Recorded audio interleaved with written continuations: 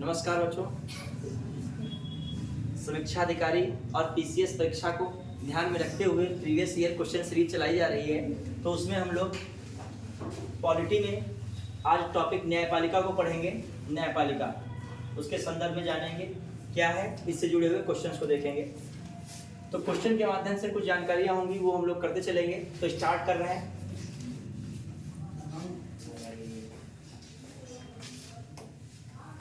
फिर बच्चों स्टार्ट कर रहे हैं। क्या है मैटर? भारत के सर्वोच्च न्यायालय की स्थापना हुई थी। अच्छा क्वेश्चन है। भारत के सर्वोच्च न्यायालय की स्थापना हुई थी। ये बिहार पीसीएस में क्वेश्चन आया था 1950 में संसद के अधिनियम द्वारा। 1950 के संसद का कोई अधिनियम ही ऐसा नहीं था जिससे क्या हो, इसकी स्थापना हो। अभी अधिनियम 1935 का था, उसमें बताया गया था कि भारत में एकीकृत न्यायपालिका की व्यवस्था की जाएगी। वो भी कौन सा अधिनियम था? 1935। तो इस आधार पर नहीं, कोई संसद का ऐसा अधिनियम नहीं आया 1950 में। भारतीय संविधान स्वाधीनता अधिनियम तो स्वतंत्रता से इसका कोई मतलब यहाँ पे नहीं था। भारत सरकार अधिनियम 1953 नहीं, ये भी गलत है। तो कौन हो जाएगा? भारतीय संविधान के द्वारा। तो कौन सा ऑप्शन ए इज राइट। अगला इसको जूम कर लेते हैं, ठीक है।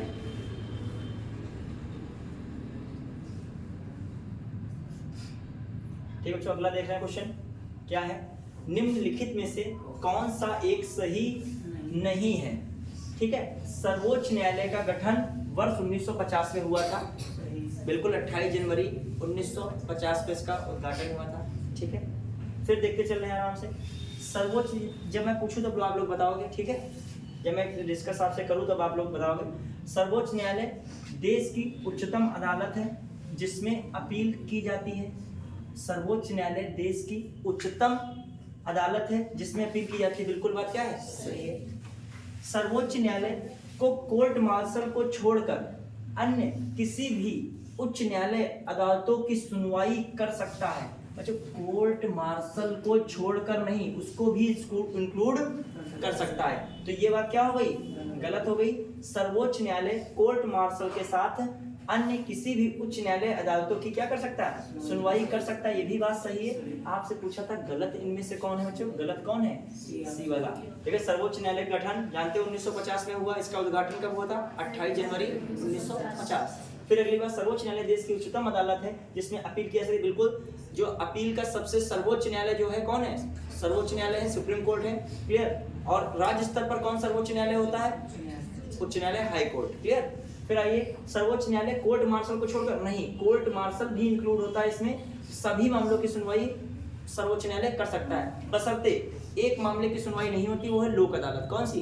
लोक अदालत में जो निर्णय आता है उसकी कहीं भी सुनवाई फिर नहीं हो सकती है। ठीक है।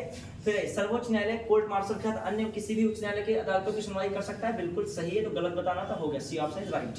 अगला, निम्न में से भारत में स्तरों में अदालतों की होती है। जानते हो, supreme court, high court, district court. Clear. ये सब चीजें हैं। अगला जानते होगे, सुप्रीम कोर्ट की स्थापना किसमें कही जाती है? गठन हाई कोर्ट। और ये 233 किसमें? 233। ये याद रखेगा। हाँ। फिर आ जाइए, कौन सा कानून यह निर्धारित करता है कि सर्वोच्च न्यायालय की समस्त कार्यवाही अंग्रेजी भाषा में हो? अब ऐसे क्वेश्चन थोड़ा ध्यान रख के देखिएगा। देखिए, ऐसे क्वेश्चंस में क्या होता है, जब आपको विकल्प लगाना हो तो अब देखिए, कौन सा संसद द्वारा पारित एक अधिनियम, फिर सर्वोच्च न्यायालय नियमावली 1966, भारत के संविधान का अनुच्छेद इतना 348, और फिर ये 145। अब देखिए, भाषा वाला जो था कौन से भाग में था? 17 में। किसमें था? 17 में था। और 343 से 351 तक जो है कौन था आपका?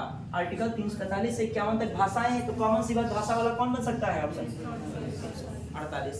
कहीं लॉजिक भी लगाना पड़े तो लगा कर बता सकते हो। अगला, निम्नलिखित में से किसके अंतर्गत भारत में सर्वप्रथम सर्वोच्च न्यायालय की स्थापना हुई थी? अच्छा, बहुत इंपॉर्टेंट है जो है। निम्नलिखित किसके अंतर्गत भारत में सर्वप्रथम सर्वोच्च न्यायालय की स्थापना हुई? Regulating act 1773। और ये स्टैब्लिश रियल में हुआ था 1774 में। रियल में ये किसके लिए बना था? कोलकाता के लिए बना था। इसमें कौन जो है मुख्य न्यायाधीश थे? Elijah Impey. Hyde Chambers Lemaistre क्या थे? ठीक है, सदस्य थे, अन्य न्यायाधीश थे। फिर आ जाइए, फिर कहाँ पे लोग चल रहे हैं, ये जो एलिजा इम्पे वाला क्वेश्चन जो 2016 का समीक्षा अधिकारी 20 में हुआ था, क्वेश्चन आया था एलिजा इम्पे वाला इसी से। हाँ, भारत में उच्चतम न्यायालय का उद्घाटन किस तिथि को हुआ था जानते ही हो, 22 जनवरी 1950। क्लियर।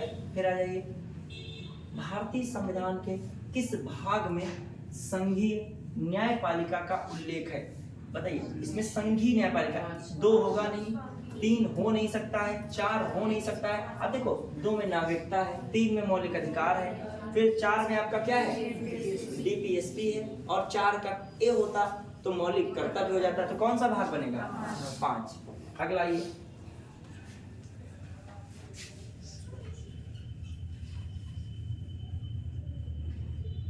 भारत में उच्चतम न्यायालय के न्यायाधीशों की संख्या में वृद्धि करने की शक्ति किसके पास बचे, संसद के पास है। किसके पास है, संसद के पास। किसके पास, संसद। ठीक है। भारत में उच्चतम न्यायालय के न्यायाधीशों के रूप में नियुक्ति के लिए निम्नलिखित में से कौन अर्हता अनिवार्य नहीं है। देखो अर्हता कौन है, याद कर लीजिएगा इसी बहाने। भारत का नागरिक होना चाहिए, आयु कम से कम 35 वर्ष। देखिए मुख्य निर्वाचन आयुक्त हो या अन्य निर्वाचन आयुक्त हो, उनके लिए भी न्यूनतम आयु का कोई वहां पे उपबंध नहीं किया गया। न्यायपालिका में न्यायाधीश कोई भी उनके न्यूनतम आयु का नहीं बताया गया। क्लियर। तो ये बात क्या हो गई, गलत हो गई। इसमें कहा नहीं है, एक या एक से अधिक उच्च न्यायालयों में कम से कम कितने, 10 वर्ष वकालत के रूप में प्रैक्टिस किया हो। ये सेंटेंस फिर याद रखिएगा, एक या एक से अधिक हाईकोर्ट में क्या किए हो, कम से कम 10 वर्ष अधिवक्ता रहे हो या उसके रूप में कार्य किया हो। वह प्रतिष्ठित विधिवेत्ता होना चाहिए, मतलब विधि का जानकार होना चाहिए यदि योग्यता में है। किसके, कहा है, उच्चतम न्यायालय। अभी यहाँ पे उच्च न्यायालय हाईकोर्ट कहता तो हाईकोर्ट में ये योग्यता नहीं रखी गई है। सुप्रीम कोर्ट के न्यायाधीश के लिए क्या क्या योग्यता है, कम से कम 5 वर्ष एक या एक से अधिक उच्च न्यायालय में न्यायाधीश रहे हों, क्या रहे हों, न्यायाधीश, या एक या एक से अधिक उच्च न्यायालय में कितने वर्ष वकालत की हो, 10 वर्ष वकालत की हो। तीसरी बात क्या है, एक प्रतिष्ठित विधिवेत्ता होने चाहिए, जबकि हाईकोर्ट में क्या है, 10 वर्ष क्या रहे हों, किसी भी न्यायिक क्षेत्र में न्यायाधीश या जो है न्यायिक कार्य में रहे हों, प्लस 10 वर्ष हाईकोर्ट में क्या की हो, वकालत की हो, वो है। लेकिन कौन सा ऑप्शन वहां पे नहीं है, विधि का बहुत बड़ा जानकार है राष्ट्रपति की नजर में, वहां पर ये नहीं विधि का जानकार बहुत बड़ा है राज्यपाल की नजर में। ये सेंटेंस आएगा तो वो सही, मतलब विधि का जानकार से संबंधित नहीं, बस वही है, भारत का नागरिक हो, 10 वर्ष किसी भी न्यायिक क्षेत्र में कार्य किया हो, 10 वर्ष वकालत की हो, बस यही है। क्लियर। उसमें उच्च न्यायालय में, इनके में तो यही है जो बताया था अभी।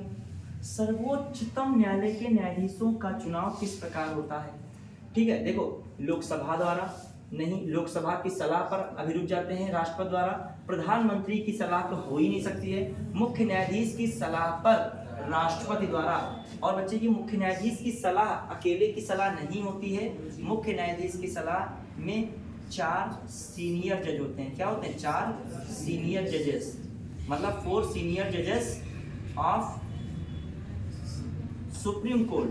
और ये 3rd जजमेंट केस आया था, ठीक है, 1998 में, उसमें क्या कर दिया गया, 4 सीनियर जजेस को इसमें क्या किया गया था, उनकी सलाह को ही मुख्य न्यायाधीश की सलाह माना जाता है। और वो सलाह देखिए 4 लोग में बहुमत होना चाहिए, वो सलाह देंगे किसको, मुख्य न्यायाधीश को, और वो मुख्य न्यायाधीश की सलाह ही राष्ट्रपति मानेगा, और उसके आधार पर क्या करेंगे, जिन नामों की ये सिफारिश देंगे इधर सलाह देके, उन्हीं नामों के नाम जो सलाह पे ही क्या हो जाएगा, उन नामों की नियुक्ति किसके रूप में राष्ट्रपति कर देगा, न्यायाधीश के रूप में। समझ पाए, ये किसकी मैं बात कर रहा हूँ, supreme court. Clear. Supreme court के न्यायाधीशों की नियुक्ति, सीधा स्टेटमेंट तो यही है, मुख्य न्यायाधीश की सलाह पर राष्ट्रपति करता है। लेकिन मुख्य न्यायाधीश की सिंगल सलाह नहीं होती, मुख्य न्यायाधीश एक कोलेजियम होता है, 4 सीनियर जज होते हैं उसमें सुप्रीम कोर्ट के, उनकी सलाह परामर्श करने के बाद वो मुख्य न्यायाधीश किसको सलाह देगा, राष्ट्रपति को देगा। तो इसी को कोलेजियम कहते हैं। ये कब आया था, 1998 में 3rd जजमेंट केस में। जो इससे ऊपर चलोगे 1993 में आया था 2nd जजमेंट केस, उसमें क्या कहा गया था, उसमें सलाह में कितने लोग थे, केवल 2, यहाँ पे कितने कर दिए गए, 4। अगला ये, भारत के उच्चतम न्यायालय का प्रत्येक न्यायाधीश किसके द्वारा नियुक्त किया जाता है, आराम से पढ़ेगा, उच्चतम न्यायालय अधिशासी मंडल कोलेजियम, ठीक है, नियुक्त किया जाता है। देखो सलाह है लेकिन नियुक्त थोड़ी कर रहा है, नियुक्त कौन कर रहा है, भारत का राष्ट्रपति नियुक्त करता है। सर्वोच्च न्यायालय के न्यायाधीश की नियुक्ति होने के लिए व्यक्ति को कम से कम कितने वर्ष तक उच्च न्यायालय का एडवोकेट होना चाहिए? सभी पढ़े थे।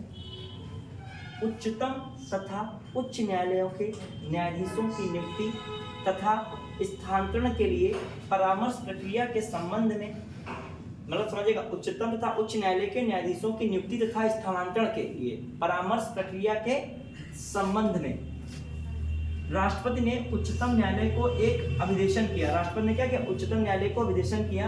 ये इसमें सलाह वाला मैटर रहता है। खंड 1 आर्टिकल 143। अब देखो ये 64 से हो गया।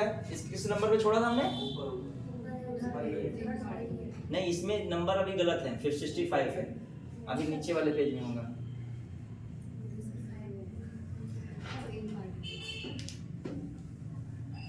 यहाँ पे आ गया नंबर, धुंधला रहा क्या?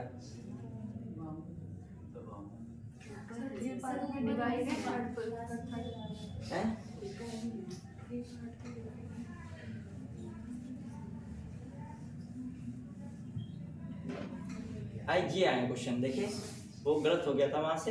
हाँ, मतलब क्वेश्चन सीरीज गड़बड़ हो गई थी यहाँ से, ठीक है। आइए, उच्चतम न्यायालय के मुख्य न्यायाधीश कितने वर्ष की आयु तक सेवानिवृत्त रहते हैं? सिंपल है, उच्चतम न्यायालय है तो 65 ईयर, यही उच्च न्यायालय होता 62 ईयर था।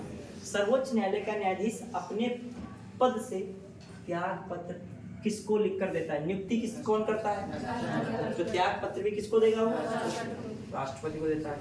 सर्वोच्च न्यायालय के न्यायाधीशों के विरुद्ध महाभियोग का प्रस्ताव पारित हो जाने पर पदच्युत करने का आदेश कौन जारी करता है? राष्ट्रपति करता है। कौन करता है? राष्ट्रपति। अब न्यायालय के न्यायाधीशों को कैसे हटाया जाता है? संसद से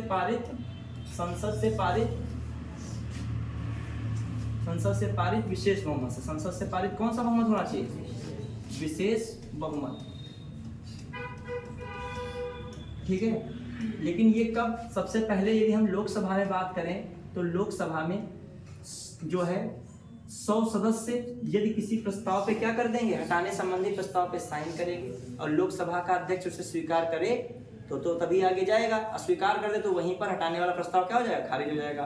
तो लोकसभा का स्पीकर स्वीकार करेगा, उसको सदन में फिर क्या, पहले स्वीकार करने के बाद एक जांच समिति बनाएगा, जांच करवाएगा कि ये प्रस्ताव सही पारित कर रहे हैं कि नहीं कर रहे हैं। और जांच समिति में याद है, जो जांच समिति बनती है इसको पारित करने के लिए एक CGI होगा या सुप्रीम कोर्ट का जज होगा, दूसरा किसी राज्य के हाई कोर्ट का क्या होगा? जो न्यायाधीश हो, मुख्य न्यायाधीश होगा, न्यायाधीश या मुख्य न्यायाधीश होगा। फिर तीसरा कौन होगा? कोई भी कानून का बहुत बड़ा जानकार। हाई कोर्ट का खासकर मुख्य न्यायाधीश ही रहते हैं। तो ये एक समिति होती है, वो पास कर दी कि इस न्यायाधीश पर महाभियोग की प्रक्रिया लगाई जा रही है, इसने संविधान का उल्लंघन किया है। तो वो जो है, या जो कदाचार में पाया गया, कॉन्स्टिट्यूशन वायलेंस है, कोई भी उसके कार्य संविधान के अनुसार नहीं हो रहे हैं, तो वो कहाँ पे पहुंचेगा? वो प्रस्ताव पारित होकर कहाँ पहुंचेगा? लोकसभा पहुंचेगा या राज्यसभा? लोकसभा पहुंचा तो क्या होगा? उपस्थित एवं 2/3 मतों से उसको क्या कर दिया? प्रस्ताव पारित कर दिया गया, अगले सदन में जाएगा। उपस्थित एवं जो है 2/3 बहुमत से क्या हो गया? पास हो गया। तो कौन कर देगा आदेश हटाने का? राष्ट्रपति। क्लियर? फिर सर्वोच्च न्यायालय के न्यायाधीशों को कदाचार और असमर्थता के प्रमाणित आधारों पर संसद किस तरह महाभियोग का प्रस्ताव पारित कर सकती है? मैंने अभी समझाया था, संसद के दोनों सदनों द्वारा अलग अलग अपने कुल सदस्यों के बहुमत, कुल सदस्यों का बहुमत तो नहीं था। फिर संसद के दोनों सदनों द्वारा अलग अलग कुल उपस्थित सदस्यों का बहुमत, ये भी गलत है। संसद के दोनों सदनों द्वारा अलग अलग अपने कुल सदस्यों की संख्या के बहुमत तथा उपस्थित मतदान करने वाले सदस्यों के 2/3 बहुमत से प्रस्ताव जो पारित होगा उसी से हटाया जाएगा। क्लियर? ये क्वेश्चन जो आया है, ठीक है। चलिए अगला, कहाँ पहुंचे हम लोग? सर्वोच्च न्यायालय के जजों का वेतन किससे आहरित होता है? सिंपल है, आपकी संचित निधि से। उच्चतम न्यायालय संचित निधि किस आर्टिकल में? 266 आर्टिकल 266। उच्चतम न्यायालय के न्यायाधीशों का वेतन निर्धारण किया जाता है, किसके द्वारा होता है? किसके द्वारा होता है बताइए? संसद द्वारा होगा, राष्ट्रपति द्वारा होगा? संसद द्वारा, ठीक है। फिर आइए, कम नहीं कर सकती है संसद, वेतन भत्ते इत्यादि बढ़ा सकती है। हाँ, कम करने का एक ही ऑप्शन है, जब वित्त आपातकाल लागू हो। जब वित्त आपातकाल लगेगा तब उस स्थिति में सभी का वेतन कम कर सकता है, तो उसमें न्यायाधीश भी शामिल होते हैं। फिर उच्चतम न्यायालय मामलों की सुनवाई नई दिल्ली में करता है, परंतु अन्य स्थान पर भी सुनवाई कर सकता है राष्ट्रपति के अनुमोदन से। भारत का सर्वोच्च न्यायालय एक अभिलेख न्यायालय है। इसका आशय क्या है? इसे अपने सभी निर्णयों का अभिलेख रखना पड़ता है। सही है, लेकिन ज्यादा सही कौन है? इसके सभी निर्णयों का साक्ष्यात्मक मूल्य, एविडेंस के तौर पर इसका मूल्य होता है, और इस पर किसी भी न्यायालय में प्रश्न चिन्ह नहीं लगाया सकता है। बिल्कुल क्या है, ये अभिलेख न्यायालय को परिभाषित कर रहा है। आप लोग बताइए, अभिलेख न्यायालय किस आर्टिकल में दिया हुआ है? 129 में। आर्टिकल कौन है? 129 आर्टिकल में क्या है? अभिलेख न्यायालय है। फिर आइए, ये हो गया। 50 क्वेश्चन तक हम लोग करेंगे आज इसमें।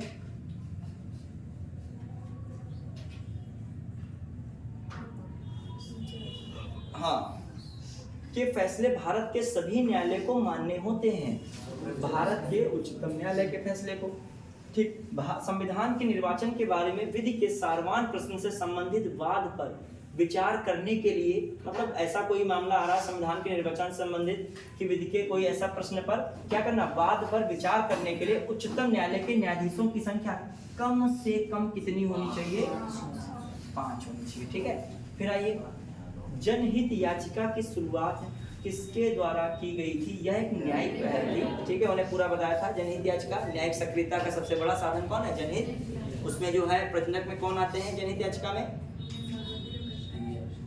हाँ, जो है कृष्ण अय्यर आते हैं, पीएन भगवती आते हैं। कृष्ण अय्यर जो थे भारत के न्यायाधीश थे, और पीएन भगवती भारत के मुख्य न्यायाधीश भी रहे हैं। क्लियर? और जो है उसकी मदर कौन कहलाती हैं?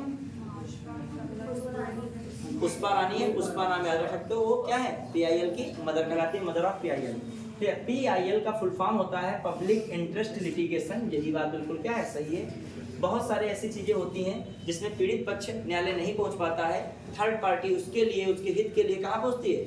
सभी के हित के, जो उसके हित के लिए पहुंच सकती है। या कुछ ऐसे मुद्दे होते हैं जो पर्सनली ना होकर सभी के मुद्दे होते हैं, जैसे मान लीजिए पर्यावरण प्रदूषण हो रहा है, तो उस संबंध में भी याचिका कोई वहां पे डाल सकता है, तो उस पर भी कार्रवाई होती है।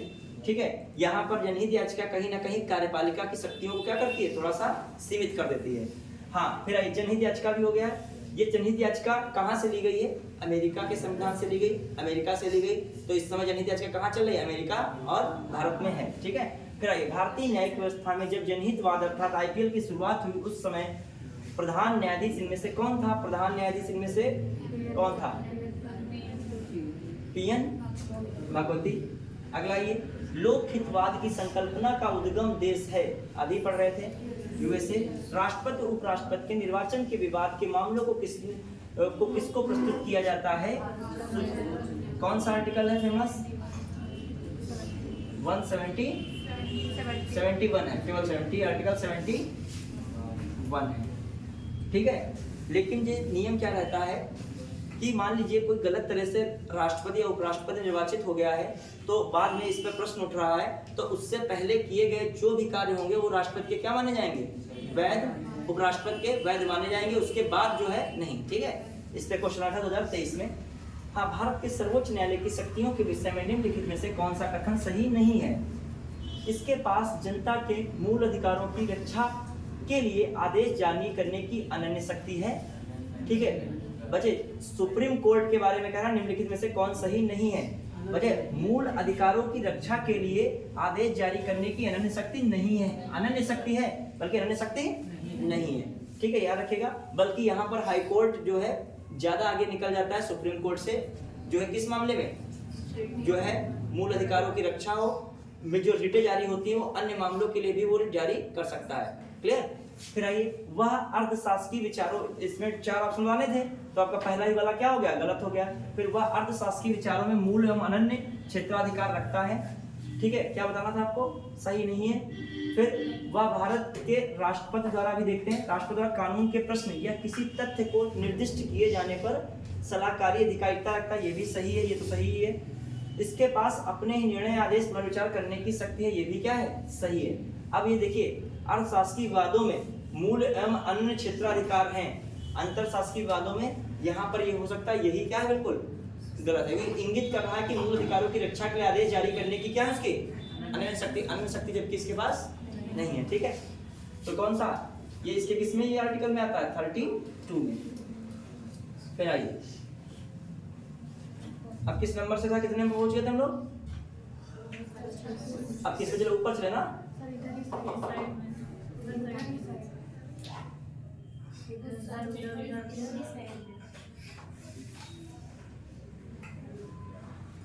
ये है इस साइड में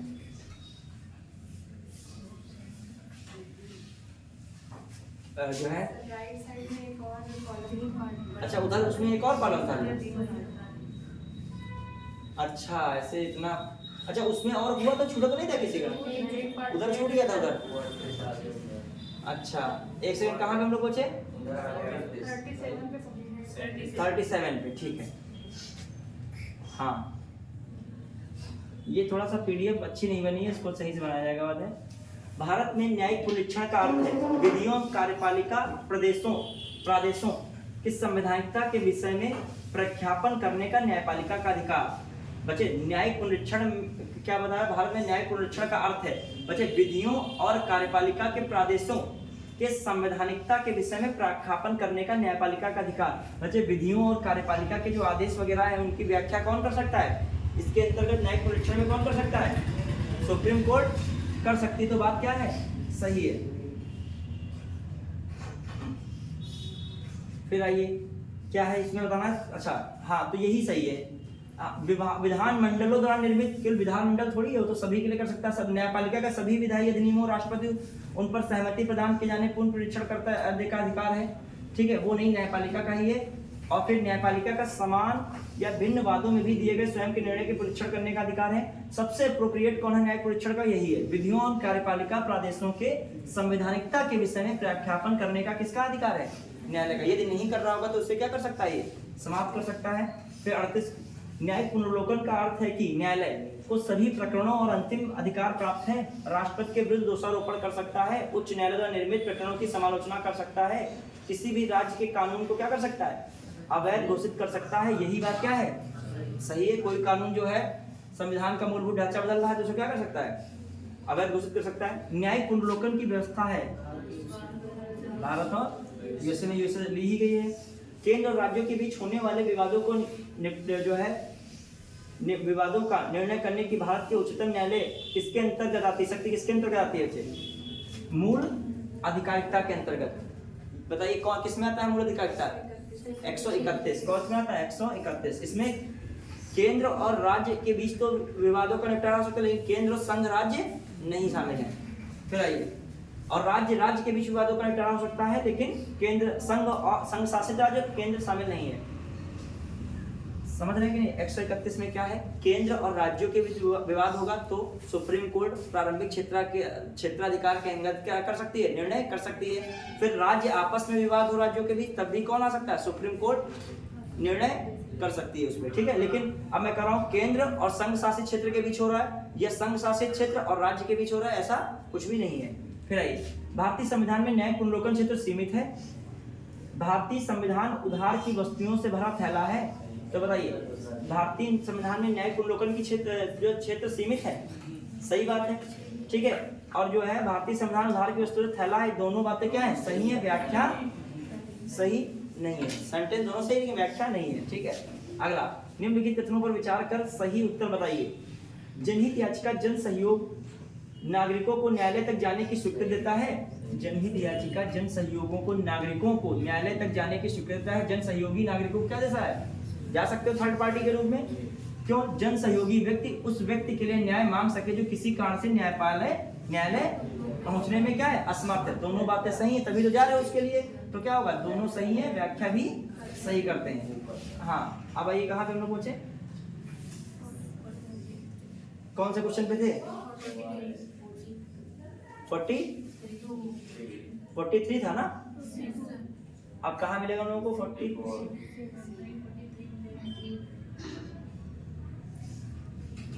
43? ये यहाँ से है क्या, इधर से हाँ, केंद्र और राज्यों के बीच विवाद का समाधान करने के लिए उच्च न्यायालय के क्षेत्राधिकार की बात है किसमें? प्रारंभिक। फिर अधिक राज्यों के बीच दो या दो से अधिक राज्यों के बीच किसी विवाद के मामले में निर्णय लेने की सर्वोच्च न्यायालय की शक्ति कहलाती है प्रारंभिक क्षेत्राधिकार। जो भी प्रारंभिक, इनमें कौन सा यही लग रहा है आरंभिक अधिकारिता। ठीक है, फिर भारत में संविधान जो है, संविधान का वर्णन कौन सा अनुच्छेद संवैधानिक विवाद में सर्वोच्च न्यायालय के अपीली क्षेत्राधिकार संबंधित है? वजह संवैधानिक विवाद में सर्वोच्च न्यायालय मतलब संवैधानिक मैटर जो जुड़ा हो किससे? अपीली से, तो उस मैटर में सर्वोच्च न्यायालय की शक्ति किसके समान है? 134A को किससे पढ़ने पर? ठीक है, तो याद रखिएगा। फिर व्याख्या संबंधित सभी विवाद सर्वोच्च न्यायालय के पास लाए जा सकते हैं। संविधान की व्याख्या संबंधित जो है सभी विवाद सर्वोच्च न्यायालय के पास लाए सकते हैं आरंभिक क्षेत्राधिकार के अंतर्गत। ठीक है, फिर आ जाइए। ठीक है, सभी विवाद से संबंधित, ठीक, आरंभिक क्षेत्राधिकार के अंदर लिख जाइएगा। इसमें जो है अपीली क्षेत्राधिकार भी हो सकता है। इस पे थोड़ा सा डाउट है, हमें लग रहा है अपीली क्षेत्राधिकार भी हो सकता है। ठीक है, किसमें हो सकता है? संविधान की व्याख्या संबंधित सभी विवाद सर्वोच्च न्यायालय के पास लाए जाते हैं, तो किसमें हो सकता है?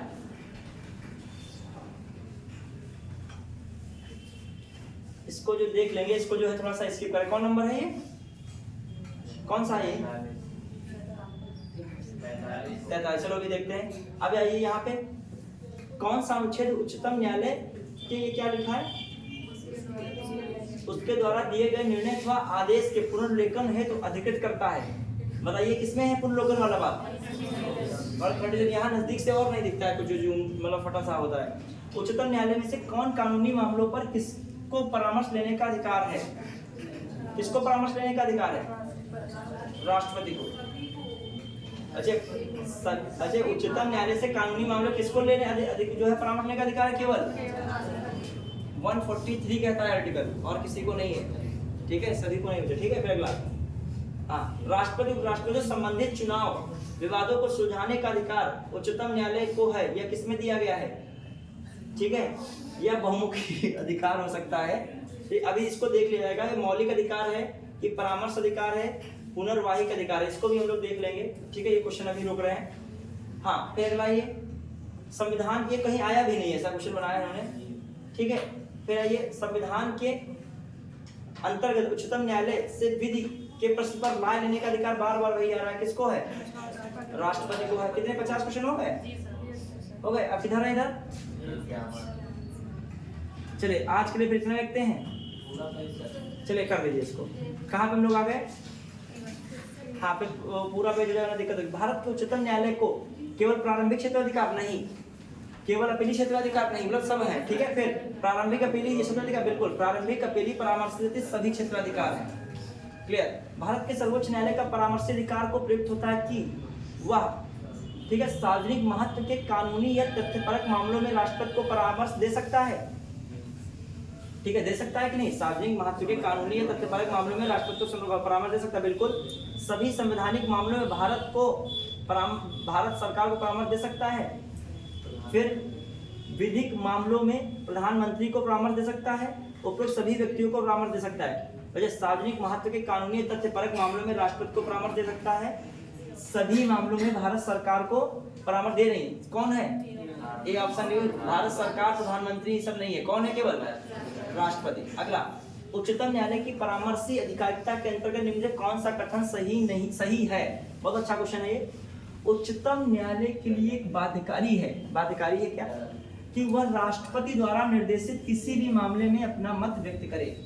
मतलब राष्ट्रपति द्वारा निर्देशित किसी भी मामले में क्या है? उच्चतम न्यायालय अपना मत व्यक्त करे। मैंने कहा था जब सार्वजनिक कोई मुद्दा होगा उसमें सुप्रीम कोर्ट से जब राष्ट्रपति सलाह मांगेगा तो सुप्रीम कोर्ट राष्ट्रपति को सलाह दे भी सकता है या नहीं दे सकता। तो बाध्यकारी तो ये नहीं रह गया, बल्कि संवैधानिक कोई मामला फंसा होता है, संधियां समझौते इत्यादि हैं, उसमें राष्ट्रपति सुप्रीम कोर्ट से सलाह मांगता है तो सुप्रीम कोर्ट राष्ट्रपति को जरूर सलाह देगा। मतलब बाध्यकारी वहां पर होता है। सभी किसी भी मामले में ऐसा नहीं होता है कि वो बाध्यकारी ही है। तो क्या ये बात क्या हुई? गलत हो गई। परामर्शी अधिकारिता की शक्ति के अधीन प्राप्त किसी निर्देश पर, मतलब उसके अधीन प्राप्त किसी निर्देश पर उच्चतम न्यायालय की पूर्ण पीठ सुनवाई करती है। मान लीजिए जो परामर्शी अधिकारिता शक्ति के अधीन प्राप्त किसी निर्देश पर राष्ट्रपति द्वारा कोई निर्देश प्राप्त हुआ है, परामर्शी अधिकारिता उच्चतम न्यायालय की पूर्ण पीठ सुनवाई कर सकती है। ये बात है क्या? सही हो सकती है, कर सकती है, करती है। परामर्शी, ये सही हो चुका है। परामर्शी अधिकारिता के अधीन प्राप्त निर्देश पर व्यक्त किया हुआ उच्चतम न्यायालय का मत सरकार पर बाध्यकारी नहीं होता है। ये बात क्या है? परामर्शी अधिकारिता के अधीन प्राप्त निर्देश पर व्यक्त किया हुआ उच्चतम न्यायालय का मत सरकार पर बाध्यकारी नहीं होता। ये भी बात क्या है? परामर्शी अधिकारिता के अधीन प्राप्त निर्देश पर व्यक्त किया हुआ उच्चतम न्यायालय का मत सरकार पर बाध्यकारी नहीं होता है। सही है, बाध्यकारी नहीं हो सकता है। अब आइए एक्सप्लेन। उच्चतम न्यायालय को उसकी परामर्शी अधिकार, अब देखो ऑप्शन के साथ से भी देखेंगे, उच्चतम न्यायालय को उसको परामर्शी अधिकारिता की शक्ति के अधीन केवल एक बार में एक ही निर्देश सकता है। ये बात क्या हो गई? गलत। तो कौन सा ऑप्शन सही हो रहे हैं? ठीक है, 2 और 3 क्लियर। तो ये भी सही है, अच्छा क्वेश्चन था। फिर आइए, उच्चतम न्यायालय की सबसे पहली महिला न्यायाधीश कौन रही है? फातिमा बीवी। भारत में किस संवैधानिक पद पर कोई महिला नहीं रही है? उच्चतम न्यायालय के मुख्य न्यायाधीश पर कोई संवैधानिक पद पर महिला नहीं रही है।